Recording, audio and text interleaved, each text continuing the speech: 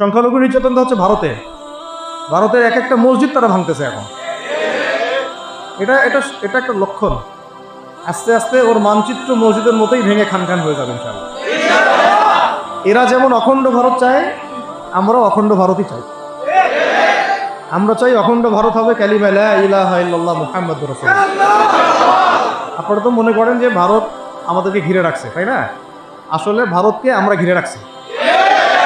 এই দিক থেকে আমরা, এই দিক থেকে চায়না, এখান থেকে নেপাল, এখান থেকে ভুটান, এখান থেকে মায়ানমার, এখান থেকে পাকিস্তান, আর তার চেয়ে বাপ আছে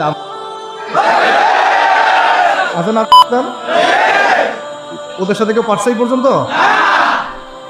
ভাইরা নিজেদেরকে ঘুরে নিচ্ছে, বোঝাচ্ছে। আমরা একটা কাপুরুষতার পরিচয় দিচ্ছি। নেপাল ওকে টাইম দেয় না, ভুটান টাইম দেয় না, মায়ানমার টাইম দেয় না, চায়না তো দেয়ই না। আর আমরা তাকে একেবারে প্রভুর আসনে বসায় রাখছি।